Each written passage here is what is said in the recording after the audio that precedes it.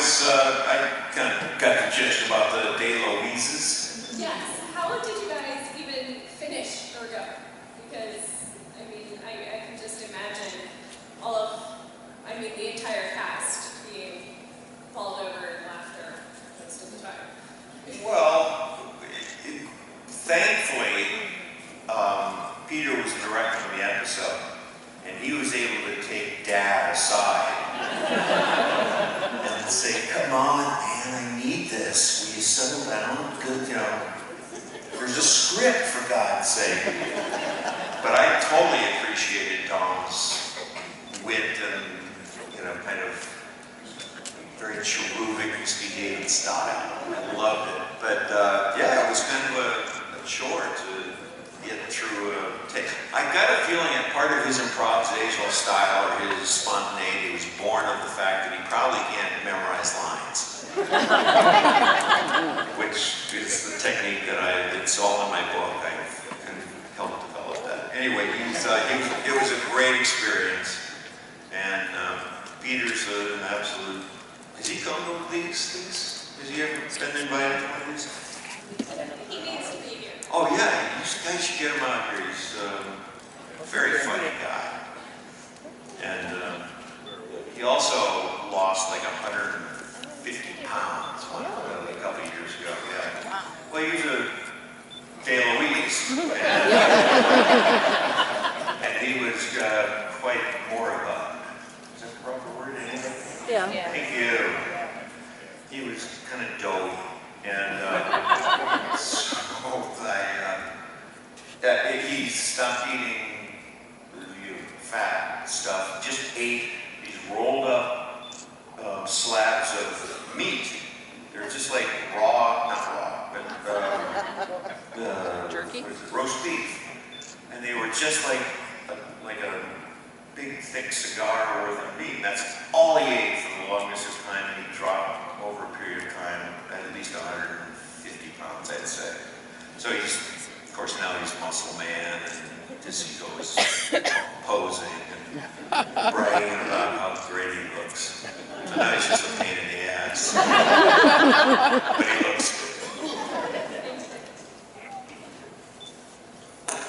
Yes, sir.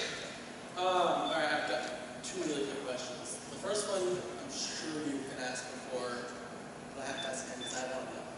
Okay. I think it was the pilot episode of SG1, I'm not sure, but I do remember at one point Amanda Tapping making a reference in an episode to asking you if you were going to MacGyver something.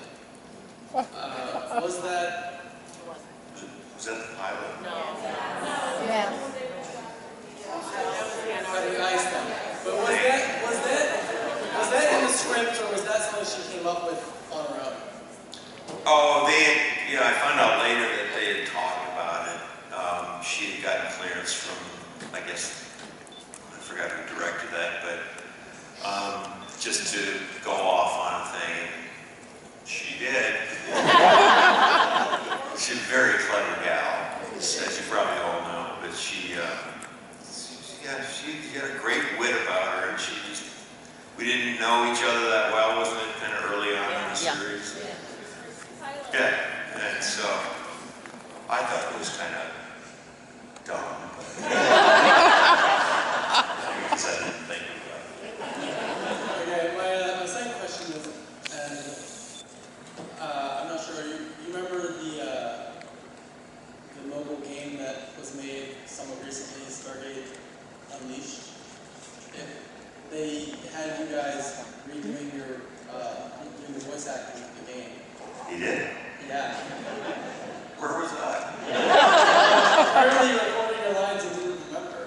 But they had the original voices for you guys. What did you say? I was just wondering if you had any idea what happened to it, because it was the most significant content since the series ended that I'd seen, and it was really, really cool. I was wondering if you had any idea when the rest of it was going to be done. Have they talked to you about doing more? Or no? What? Only there's supposed to be 3 parts to it. Only one part came 3 parts to the game? Yes, and you were voice acting for it, so. You know what? Once I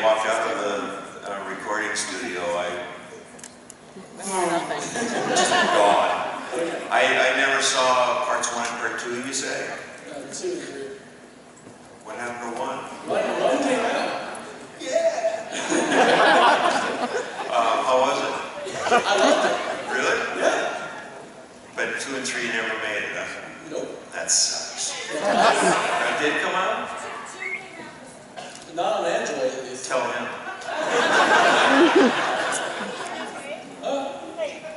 Okay, well, thank you. Hey, Over here. I wrote that, Stargate animation, I'm a Stargate novelist, I wrote that. I've lost control. What's going on?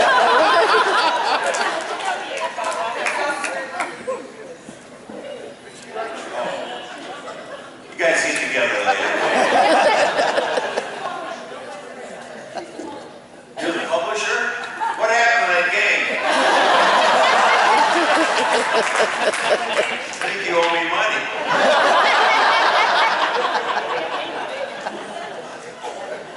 We'll let them have their moment. We'll report from them later. What would you like to know? I have two really quick questions for you. The first is, do you need some duct tape for that chair because I have some in the car? Yeah, run out there, would you? No.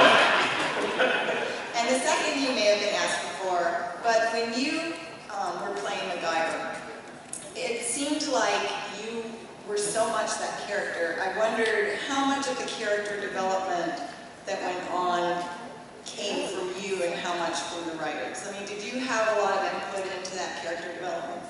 You know MacGyver? Oh. Let's see if I can remember. Well, I had to audition for it, so they saw something in my natural. You all know the story of how I got that job. No. Too bad. Read my book. Now, I think it was in the summer. I was kind of right on the verge of getting totally fed up with trying to get a job or work or make a career out of doing whatever that's called. Acting! Homage to John. Love it. Yes, thank you.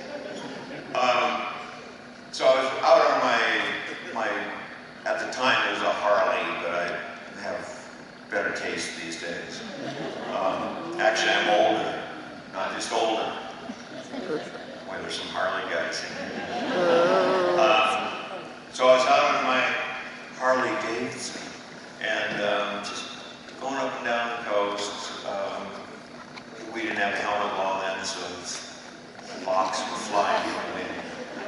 And they were fairly substantial back then because I didn't have a care in the world. And I was young and I drank back then too. But that has nothing to do with what the story I'm about to tell.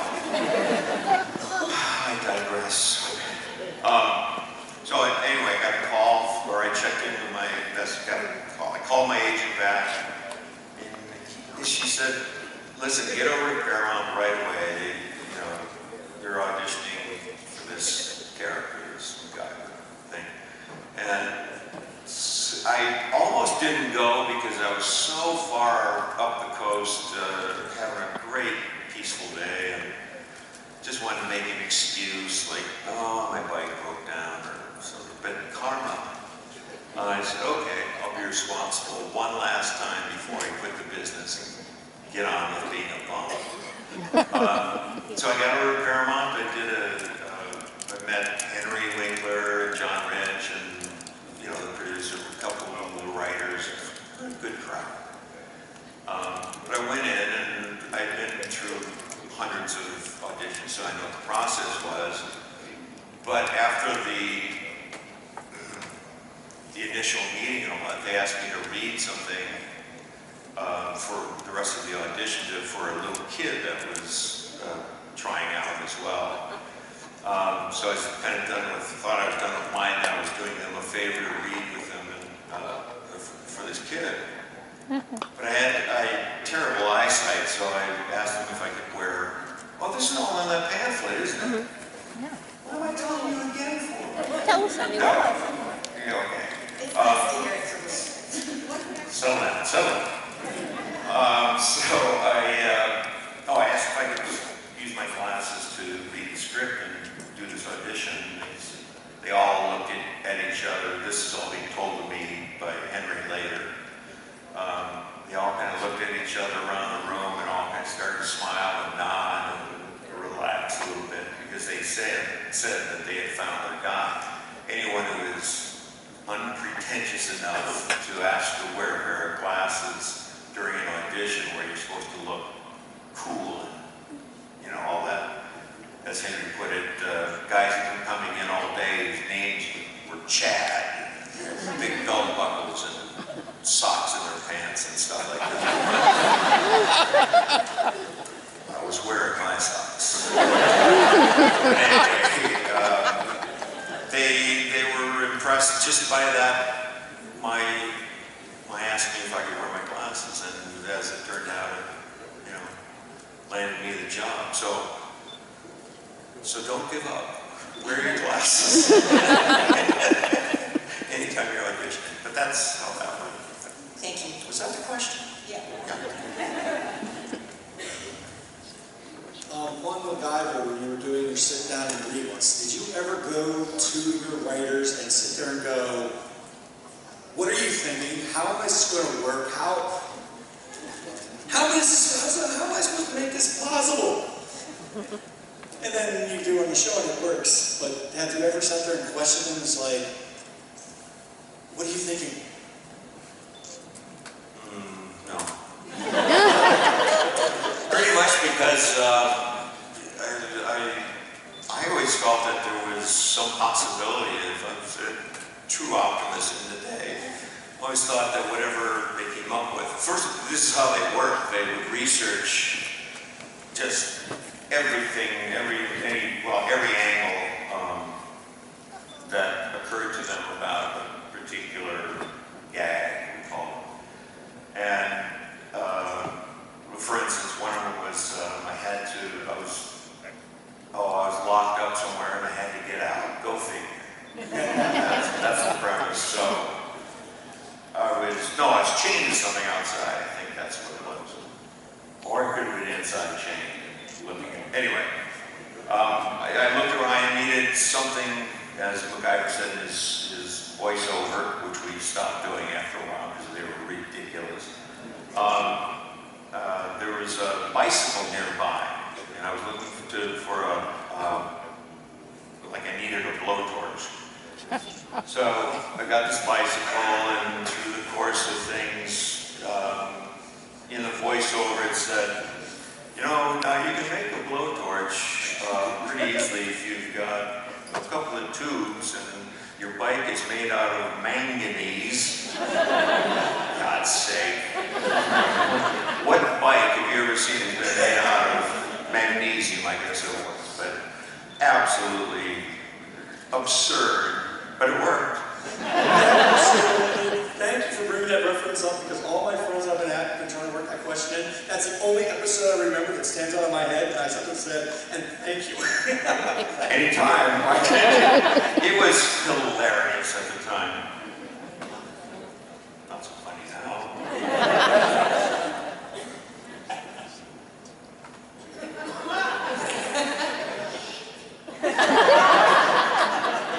Yes. That looks good.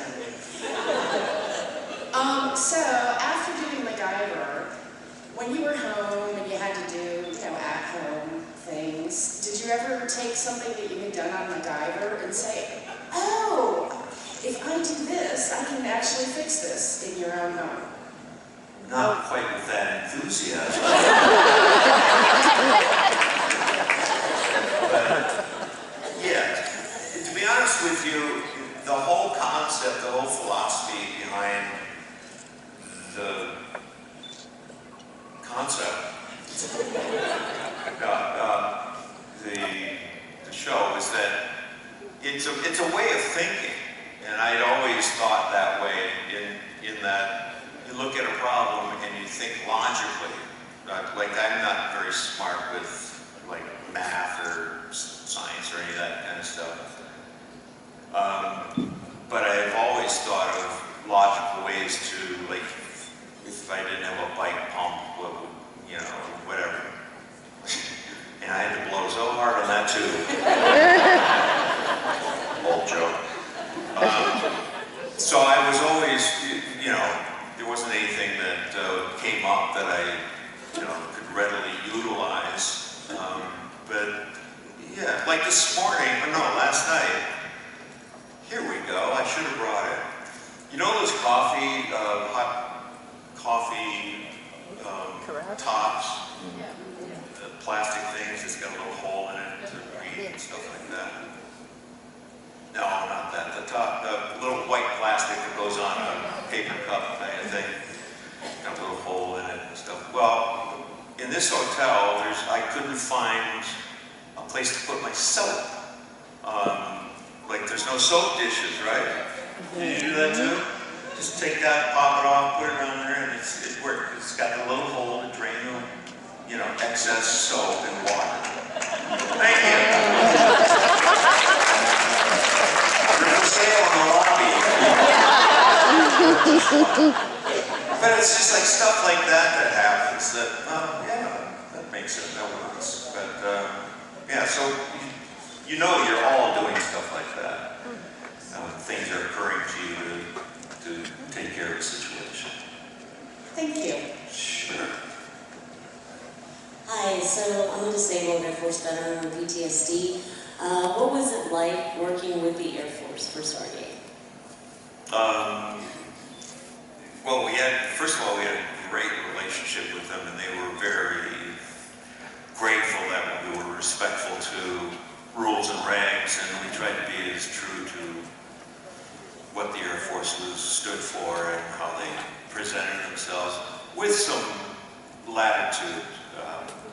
They were great consultants. They were able to guide us around problems sometimes and help us solve, not to unlike, but yeah, they were wonderful. And they were real happy with the way that we handle things representing the Air Force. To the extent where they gave me an honorary generalship, which I was kind of taken aback and really humbled by. Because Washington, D.C. flew me out and gave me a real star, a real silver star that was honorary. Damn it. But yeah, it was great working with them. I love it. Thank you. You bet. And thank you. Okay, SG-1 filmed for 10 seasons. Was there a chance of an 11th or 12th season beyond what you actually filmed? Well, I don't know. I wasn't there past 8. Okay. No, I don't think so. There was always a chance, but there were some political things going on at the network, and they were kind of victimized by the whole situation. A new regime had come in to, supplant, whoever was running the show at the time. And so they brought in their new people, and things started falling by the wayside. Poor Ben Browder got caught in a crossfire. They just kind of moved on. Okay, because it was a great show. You could have kept going with it, but yeah, they didn't bring you back on as a guest once in a while. Really? What do you know? That I don't. Yeah, I mean, it probably could have gone on a little much longer, but I wasn't ready to stay with it at the time. I was dealing with some pretty heavy domestic situation with my kid.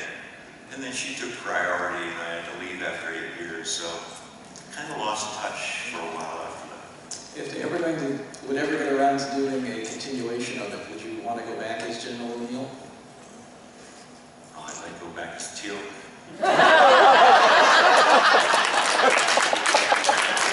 Indeed. Indeed. Yeah, I got the same body as him, don't I? Well, that you didn't have to learn any dialogue, for God's sake. You just had to look phenomenal, which he did. You have to shake my head. What?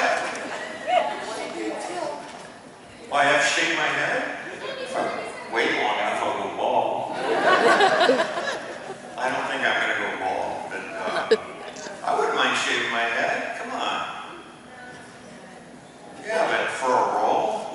shave your head?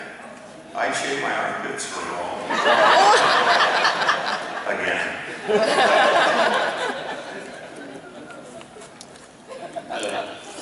So I see you're wearing your LA Kings Stanley Cup hat. Congratulations to your team on their cup victory this year. Yes, I had the good, what's it called?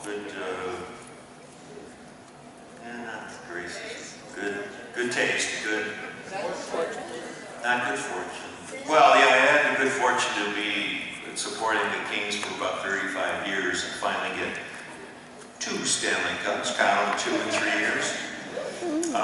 So I'm real proud about that. But yesterday I wore the T-shirt that had Yay Kings, and I wore that as well. So it was kind of rubbing it in the Capitals' noses a little bit. I need to do that. Maybe we'll see you next year. Okay. Who do you think will win next year? That's my question. Yeah, at the West Coast.